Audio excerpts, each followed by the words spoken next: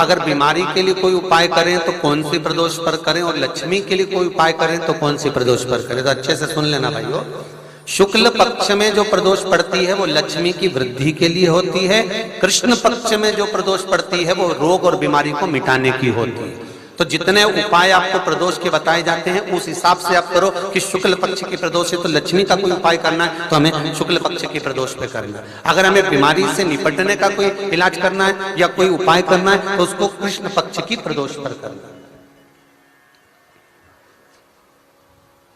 अब शुक्ल पक्ष की प्रदोष, उसकी प्रदोष का दिन था, बैठा हुआ था।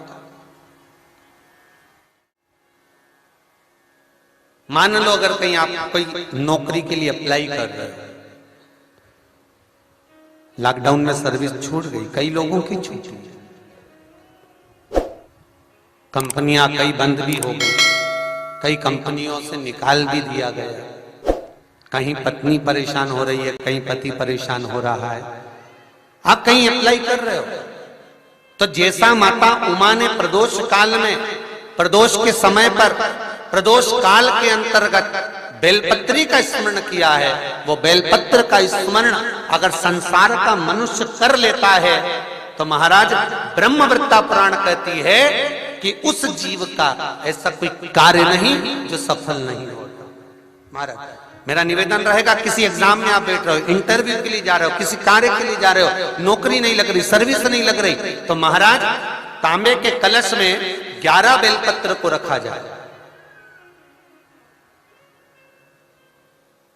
और तांबे के कलश में 11 बेलपत्र रखकर उसमें 11 सफेद पुष्प को डाला जाए।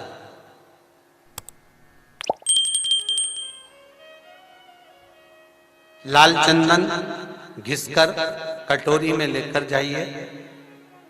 प्रदोष के दिन, शुक्ल पक्ष का जो प्रदोष पड़ जाए उसके दिन शंकर के शिवलिंग पर लाल चंदन लपेटने से पहले शंकर की जो जलाधार,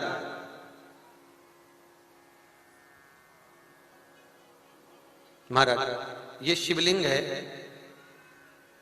ये शिवलिंग है और ये पूरी गोल और ये चरण, ये जलाधार, ठीक है। आपको पहले भी कहा है शंकर जी की पूरी जलाधारी में शंकर जी का संपूर्ण परिवार है। राइट जो चरण है जहां से पानी नीचे गिरता है वो गणेश जी का स्थान है, लेफ्ट कार्तिकेय जी का स्थान है, बीच में जो एक मोटी सी लाइन है वो अशोक सुंदरी का स्थान है। जहां पर शिवलिंग रखा हुआ है ये माता जगत जननी जगदम्बा का हस्त कमल है। शंकर भगवान को मां अपने हस्त कमल पर रखी हुई है। ऊपर से जो बूंद बूंद पानी जलाधारी से नीचे गिर रहा है ये शंकर भगवान की 5 लड़कियां हैं, जया, विषहरा, सामरीबारी, दोतली और देव। ये ऊपर से बूंद बूंद जल क्रीड़ा शंकर जी के साथ में करती है। शंकर भगवान का संपूर्ण परिवार जलाधारी में विराजमान है। शिव महापुराण कहती है, माता उमा का चरित्र कहता है, कोई एग्जाम में बैठ रहे हो, कोई कंपटीशन एग्जाम में बैठ रहे हो और चाहते हो कि मेरी नौकरी इसमें लगना ही चाहिए तो लाल चंदन का लेपन आपको इस पूरी जलाधारी पर करना है। लाल चंदन का लेपन पूरी जलाधारी पर करना। और महाराज जी जिस कलश में आपने घर से 11 बेलपत्र और 11 सफेद पुष्प जल के अंदर डालकर लाए हो उसको आप चढ़ाएंगे तो इस तरह से चढ़ाएंगे कि उसका भाग हमें दिखे चढ़ते समय। ऐसे नहीं चढ़ाना, उसको चढ़ाते समय इस तरह से चढ़ाएं कि वो जल का भाग हमारी ओर गिरता हुआ। महाराज जब आप वो समर्पित कर दें बेलपत्र पुष्प आदि सभी चीजें, उस चंदन का एक थोड़ा सा भाग पूरी जलाधारी पर हाथ फेर कर अपने दरवाजे पर आते आते उसका स्पर्श कर दें। जिस दरवाजे से आप एग्जाम देने के लिए जाओगे, जिस घर से आप जाओगे, अपने घर के किसी भी दरवाजे पर उसका हाथ लगा दें या कोई स्थान को छू लें।